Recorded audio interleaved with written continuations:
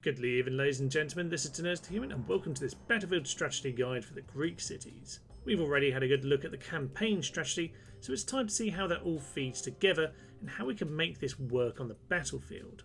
Whilst of course we'll consider the historical use of the Phalanx, we also need to figure out how to beat those pesky long-piked Macedonians and of course the Romans and their legions which historically went on to defeat Greece. Let's have ourselves a little overview of the Greek forces then, because essentially it comes down to these chaps here, the hoplites. Hoplites are incredibly strong defensive units. With the phalanxes, obviously you can hold a line very easily indeed. As great as these phalanxes are, they are a little bit unmanoeuvrable, and the lack of variety does become a bit of a problem. For me, it'd be very nice to have some light infantry that can go and cover the flanks and can actually manoeuvre around the battlefield a little bit. I often will hire up the mercenaries from Thrace or the Bestanes because at least they can do a job which we don't have access to with these troops here. To complement our strong if somewhat immobile infantry are a good selection of missile and skirmisher units. Now none of them are particularly elite, although the heavy peltasts are pretty decent. They are at least a good variety and do let you have somewhat of a balance to your army. As ever, the siege equipments are nice to have and the pigs are situational at best, albeit obviously very fun. But it's the cavalry that are really going to let us down and frankly going to frustrate me a lot here today. As ever, we're going to work this in two forces here. We're going to start with the early army, but also going to have a little look at the later army too. See how our tactics vary, although in many ways the Greek tactics remain much the same. You're going to rely on your infantry and all of these phalanxes to hold a good line. Let's take a closer look at some of the specific units then, because I've got myself here an example of an early Greek army. So we really want to be picking out where our strengths and weaknesses are. And of course, the mainstay are going to be these chaps here, the hoplites. Really high defence, can form themselves a phalanx, and luckily we can hire these out of Sparta from turn 1. In the meantime, however, you'll have to live with the militia hoplites. Anyone who's seen my Rebels campaign will know that these guys fall apart at a moment's notice. Poor morale indeed. Now these chaps though can be made use of. I would always have a second unit behind them because they really don't like getting flanked. You want to make sure they keep their numbers together. But they are a phalanx, and that means if you face some basic warband from any of the barbarian factions or even just Hastati, they will do surprisingly well at holding them off. The phalanxes will certainly do a basic job for you, but you obviously want to move on to these hoplites as quickly as possible. Whilst the Greek army can seem a little bit one-dimensional, they do actually have quite good access to skirmishers. They have peltasts and archers early on, and the heavy peltasts later on are very much like the Illyrian mercenaries. They're pretty darn useful to have. That's not to mention all the useful mercenary units there are around. There are the Illyrians of course, but also the Rhodians and the Cretians. Everyone of them loves themselves some Cretan archers, and with this army here, when you can hold such a strong line, having effective skirmishes is going to be very helpful indeed. Finally, we come to the Greek cavalry, who are an incredibly light unit of cav. They're not going to win in another conflict against other cavalry units. However, they're going to be very effective in the old hammer and anvil. And of course, with a strong line of phalanxes, that is going to be an effective plan to use. So use them in the right way, and you'll still be able to do some hefty damage. But really, you're looking for the instant break. They're not going to be able to stand in the melee at all.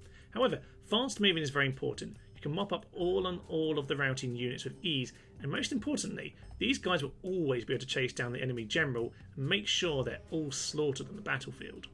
Here we are then with a beautiful line of phalanxes, and of course the way we win phalanx battles is to have the longer line, but here we're not facing Macedonia with other phalanxes. What we are facing off against is the Romans, so we're going to have to tweak our plan slightly to deal with them. But you notice what I've done is I've got my militia hoplites at the front here. As I said, you'll have to rely on these guys at the start of the game, so I think a good idea is to make sure you've got them backed up with some proper hoplites behind. Now, part of the reason we got these at the front is twofold. Number one, we can make sure that we have them backed up with better units and that the second line will hold absolutely, but more importantly, the Romans have pilum. Those javelins are going to cause us lots of problems. We don't want those to be wasted by killing all of our good hoplites. So to some extent, they are a bit of fodder. Now, you could use some peasants for that, but you will likely have the problem that they'll just charge your peasants. They'll rout. These guys will see routing people and they'll flee as well. So probably best to try and stick with these guys. Hope that the pilum doesn't do too much damage, but hopefully once it comes to the actual melee, we'll be able to hold them off. Skirmishes are a very important part of our battle here, because what we're trying to do is hold a line. Our skirmishers are hopefully going to have plenty of time to throw in all of their missiles. Now, assuming that we don't get picked off by cavalry in the flank or the rear, we should be in a good position to whittle them down and slowly win the battle. Now, they're about to approach here, so it's probably a good time to pause and take a look at the situation. On the plus side, we're about to have these guys throw themselves into the meat grinder, and we have the reach. We'll be able to hold these guys off as they arrive. Even basic militia hoplites against Principes here, they'll be able to do the job. They're routing already. The general is now hovering and doesn't quite know what to do anymore. However, there are some problems, particularly out on the flank over here, where we've got some equites to deal with, and more to the point, over on this side. What is the biggest weakness of the Phalanx? It's immobility. And right here is a big problem. We're going to have an entire line rolled up very quickly if we're not careful. As you might have expected, those militia hoplites have already turned and routed. We're just going to have to charge these Greek cavalry in very quick. And that means now these hoplites are turning around. All sorts of problems if you let yourself get in that situation. So these cav, as I said, are already getting smashed up by the Romans here. And our proper hoplites are broken. And this is what will happen if you don't protect those flanks. We now have ourselves being rolled up, and there's not a lot we can do. Of course, one way you can deal with that is to do the old porcupine of death, just get in a big square or a rectangle or whatever kind of polygon you like, to be honest, and just make sure that you seal up with a load of phalanxes. This can do the job, to be honest. It's a bit of a cheese tactic. I don't generally go for it. Sometimes if you're absolutely desperate, you do. I would say, though, there are much better ways you could potentially do this. Although, what I will do is to show off how we can perhaps use our cavalry in this particular battle. I'm sure that our cav here can clear off their equites without too many problems. And once we've done that, yeah, we'll be able to go and help everyone else out. Luckily, when people throw themselves into the front of phalanxes, even generals will likely flee and get themselves killed. So actually, we're now in a very good position using the slightly cheesy tactic of doom over here. My Greek cav can now start to smash in the back of these velites, same with my general, and the tactics can do some lovely work. For some reason, I left those guys on skirmish inside the polygon there. Not the best idea. Let's get them back in and they can do their job. At this point, you can probably smash up the side pretty easily, mainly because the general kind of just killed himself. You know, it'd be much more sensible for them if they hadn't just done that. One other thing I should point out, though, is that these generals are probably the weakest of the lot. They're incredibly light. You can see here he's getting hacked down by Hastati. He's got himself killed. That's because these guys are not strong at all. They have very light armour. They are fast moving, much like the Greek cavalry, but that's not exactly good for a lot. What you want is heavy cav, and even with the generals, you don't have that. Nonetheless, you can see here, if you do porcupine up, it's surprisingly simple to go and win against a huge pile of Hastati and Principe. Perhaps this time then we want to see this coming and make a preventative manoeuvre. Over on this flank, I'm going to get these cavalry straight over there. And yeah, these hoplites need to pretty much get themselves across immediately. That will leave us in a much better position. You can see here the meat grind is already doing its lovely work. Javelins, yeah, Phalanx, get yourself down. At least hopefully this time in a slightly better position. Those have been broken. We're immediately this time in a position to start the mop-up procedure. Whichever flank you win on, you need to make sure you've got some extra units on the other side. But our cav can now start going to get into the next unit. Get a lovely charge in. That was a very little charge, but hopefully it will start to turn the tide. You can see here how now this time we've managed to hold this side. We're able to start wrapping them up. These guys have collapsed. We can go and take out their velites. And at this point, even the guys who normally get around us are not in a good position. Get my javelins around. They've thrown all their missiles now. We can use those to mop things up. Get in the back of these guys. Don't even need to do it. They've fallen apart. If you can just get this line to hold, just make sure you don't get flanked, you will win out surprisingly easily. It's worth remembering when there's just scraps like this that if you don't have enough cavalry to properly finish them off, just send them back towards your line. Your line is going to be absolutely fine unless you have some weird hoplites who have moved out of position. Please stay in position, guys. Those guys are an absolute liability, I will tell you now. Nonetheless, yeah, you see the flaming arrows are doing their job. As soon as they come near us, they'll break again. At this point, we can just pick them off one by one with our cav as they start running. The battle really was over before it began. All it took was this one unit over to this flank to make sure that we were protected, and all is good. I say that, obviously that depended on the general being an idiot and throwing himself into the Phalanx at the start, but you'll be surprised how often that happens. It's obviously well worth having a look at a siege defence here, and because we've got phalanxes, we can sit here at the gate and just poke them as they come in. Here comes the meat grinder, and they are already falling to their knees. A few problems with the javelins here because there's heavy and light Pontic cavalry.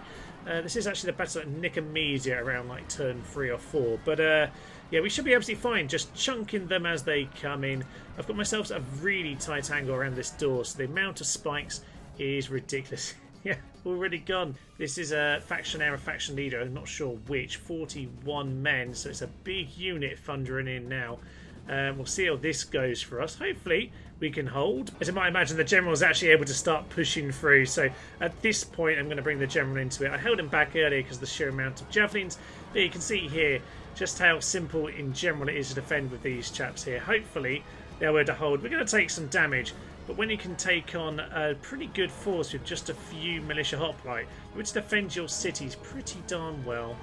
Quite a bit of damage done to our infantry in the end there, but we managed to clear him out, and for a pretty strong leader in the early game, it's nice to know that you can defend your cities with some cheap basic chaps.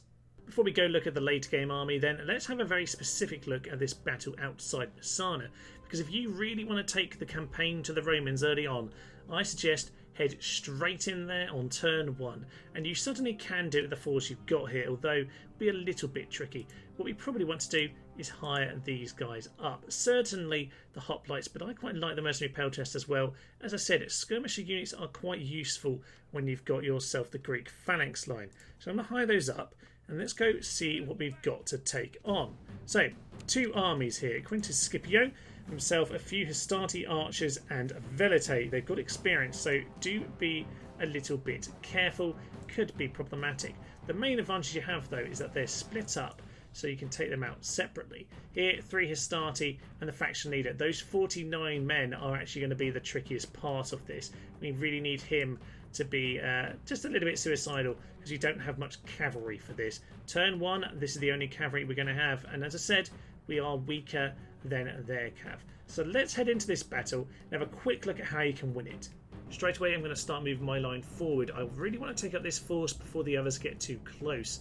Now, I am sending my general forward, and be careful because of theirs, but I just want to take up these archers. And if the general starts chasing us, we can lead him into our phalanxes. So that's pretty much how I'd like to get on with this. Luckily they're being a little bit stupid, but even very hard, they're still likely to be a little bit foolish when it comes to sending their archers forward. Just be careful with our lads because the javelins are likely to come in if we're not careful. Right, their units are not making it to our line whatsoever, which is good news indeed. The bad news is that their whole army has now turned up, and this is where you need to be a bit careful.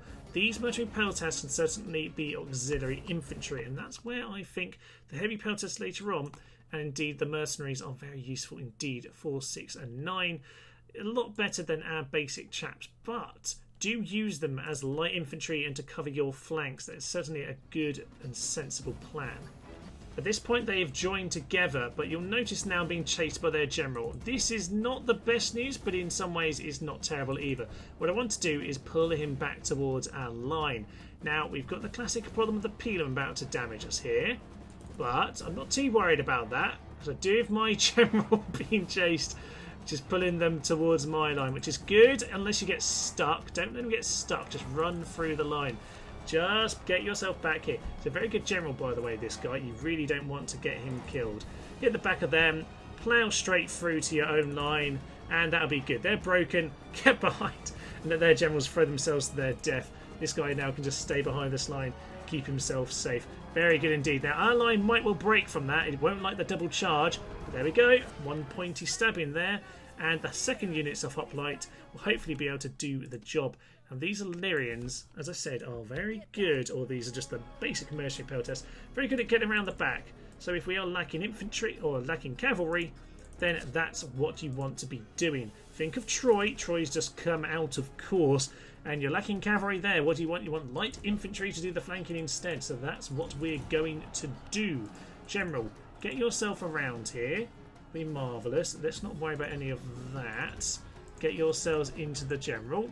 Get my general round and clear out all of those chaps. Look, you see, even basic peltasts are doing that flanking maneuver now. Hammer and anvil, it's a bit of a light hammer tap, to be honest, when it's these chaps, but it's not the worst thing. At least it's something, eh? A few of them getting back to the city. If you want to march straight in, you can try and mop them up with your general, but I wouldn't go for that myself because this is very likely to happen with this general. He's a big general. It's a full is he factionaire, faction leader? I can't even remember anymore. But he has a lot of men. You should be fine to finish him off, but yeah, you can have a few problems if you're not careful. So my general, ideally, would be mopping him up. Now, archers, archers, archers. Shoot him down right now. What I want to do is mop up as many of these as possible. Archers can get some shots in, but our general will, of course, be able to turn and hit him momentarily. So hopefully this volley will do something useful. Couple of them. Time for you to come round and see if you can grab him. Ideally we do. Not the end of the world. If not, get on top. Hopefully chop him. We missed him. Unfortunately, we've got most of the unit. But this is where we shine. Fast moving general, as I told you before. Fast moving. Very light. But he hopefully will be able to, we'll be able to catch him. That's the word I'm looking for, Thomas. Not quite a perfectly fought battle there, but pretty darn efficient, all things considered, especially for a first take, so I'm pretty happy with that, all things considered. And indeed, you can, of course, just replay this battle until you get the perfect result. I actually did just about let that general get away, unfortunately, which means if I wanted to beat old Total Warrior's speed run of 14 turns, I definitely need to redo the battle. But all things considered, you can see there how it all comes together. You have your solid line, you have the backup line, of course. Use your skirmish as well. Use them to bait in the generals. And yeah, use your general to bait theirs in. He, could have easily gone the other way there. But he did a good job. He ploughed through the back of their line and made them break and got behind our phalanxes. Pulled them in to their demise. Lovely stuff. You can see how it all comes together. Now let's have a look at the later army. Here we are in the mid to late game then, and I've got myself a lovely Greek army ready to go. You'll notice they've all got the free experience. As I said in the campaign strategy guide, the Temple of Nike is particularly useful. You should really get that pumped out of Sparta. The other reason why it's Sparta, of course, is not because it's capital, but because it has the hidden resource of the Spartan hoplites. The Spartan hoplites are obviously completely insane. They have themselves excellent morale, very good stamina, and 2 hit points. Not only that, but obviously with the Temple of Nike, they'll come out with experience free all the time. These guys, if you can get your hands on them, are going to be utterly mental. I would just pump them out of Sparta permanently, seeing as this is obviously the only place you can get them. Armoured hoplites are of course available everywhere, and they are very much what should make up the backbone of your army. With an upkeep of only 210 denarii, they really should do. You can have piles of these guys, they're incredibly good value. Let's go over to Athens for a moment though, because here I specifically haven't got the Temple of Nike, and I haven't got a blacksmith. It means we can have a look at it here without any of the additional stats. So 9 attack isn't especially high, but 22 defense really is. With good morale, good stamina and a phalanx, these guys will hold the line. We don't have to worry about those militia hoplites potentially running all the time anymore. We have these guys. We can really focus on now getting our cavalry around the back, getting those skirmishers to do all of their lovely work. I mentioned in the campaign strategy video that the economy of Greece is really strong, and that's really helped by the fact that their units are so cheap. 210 for armoured hoplites, as I just said, heavy peltasts 170, with militia cavalry 110, Greek cavalry 120. You're not going to be spending lots of money to have a huge amount of units on the field. Here we are with the late game army for Greece, and you can see ourselves here with a huge long line of phalanxes. That's what we want to see, isn't it? Now I can actually rely on my troops, actually trust them to be able to keep a line, just one unit along. We obviously have ourselves some support units in behind.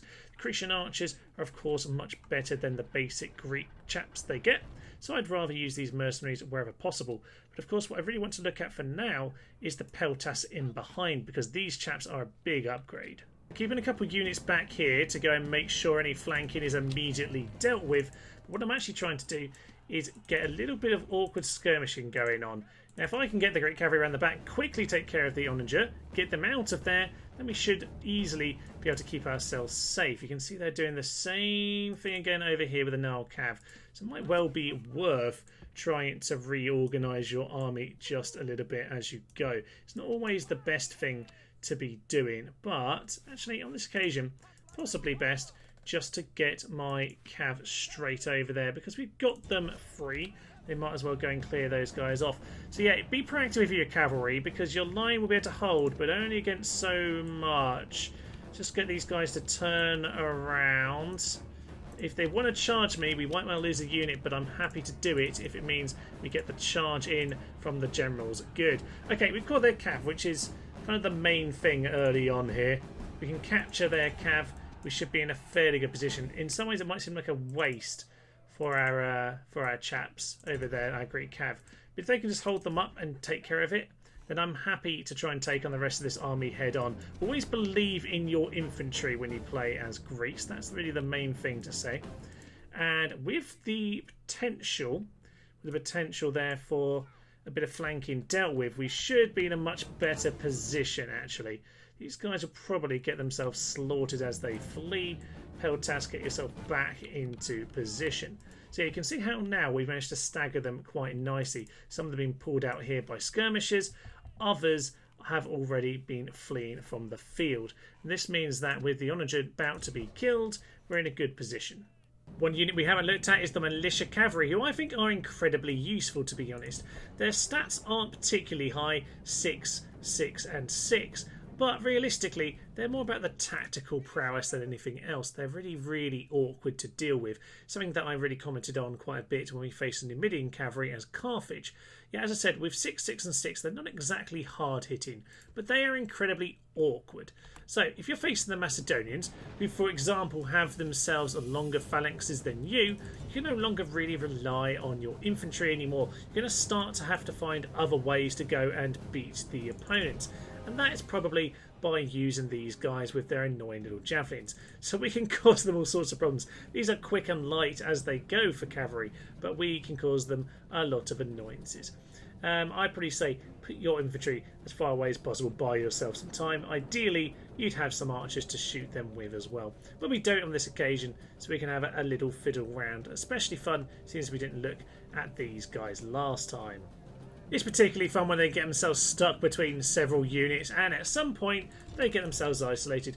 We will have to eventually use our swords, but sheer numbers can hopefully do the job at this point. You would have weakened them. They'll probably be a bit upset. So yeah, we can start to pile on to their cav with ours, and at that point we can dominate them. So let's just get on top of these guys. You can continue to skirmish and just distract them from the rest of the battle.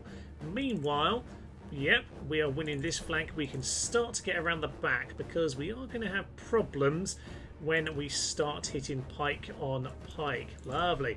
Macedonian cav are doing the job over there. Get over here now. Thank you very much. We'll just let those guys run off into the distance. As our cav get into the rear, obviously they're going to rout. It might be cavalry hitting phalanxes, but it's hitting them on the side that they don't like. And this, ladies and gentlemen, is how you're going to beat these slightly longer phalanxes. You've just got to find a way to gain the advantage over them. In this case, it's just these really awkward cavalry. They're not even particularly strong, but the sheer amount of them will just cause hilarious chaos. Probably a sensible idea just to pile all of them into this general right now to try and win the battle. These guys can start pressing forward. You can start getting around, and you, sir, can start charging forward. Normally, you don't really do that with these guys, but occasionally it's worth piling them on. Here we go. Nice victory for us here. The general's dead. Finally, whilst the mercenaries aren't part of the Greek roster per se, they are too good to simply ignore. There's a huge variety of units, and they're actually pretty darn good as well. One of my favourite mercenary units is actually these guys here, the Bastanes. They do of course have their slightly weakened Thracian counterparts, which will do a similar job, but these guys, 11, 8 and 2 hit points by the way, are incredibly good at getting around the flank. As I said, we have a mobile infantry. These guys are really, really useful indeed. Of course, the Thracian mercenaries are the much more common ones to find, nowhere near as good, but can still at least be a mobile force to make use of. That's all for now then, ladies and gentlemen. Thank you for joining me on this battlefield strategy guide to the Greek cities. I can't help but think at the end of all this that the Greek unit roster is probably about my least favourite in the game, and a big statement. I know there is Numidia and Dacia and all these other factions that everyone always abuses out there, but just the lack of cavalry, I can't cope with that. I love my cataphract archers too much for all that nonsense. I understand when people like this army, to be fair. It's got some fun infantry, it's lovely to know you can rely on them. But for me, I don't know, it just doesn't really do it for me. It's not my kind of play style. But I know a lot of you do love it out there. So I hope you enjoyed this little guide. Do let me know what you'd like to see in the future. As I said, I am looking to do the Britons, simply because I've just finished up a campaign for them, of course. But yes, any other suggestions in the comments below. Let me know what tactics work for you when you play as these guys. And for now, I will leave you. I'm Thomas, this is Tenez the Human, and this has been our Battlefield Strategy Guide. Thank you, and goodbye. They are just throwing themselves to their deaths! Woohoo! Chunky, chunky, chunky death. Oh, that wasn't a very good charge. Oh, we're flying! There is no one near beside him. Yeah! Axe in the head! Axe in the head. Yeah, beautiful.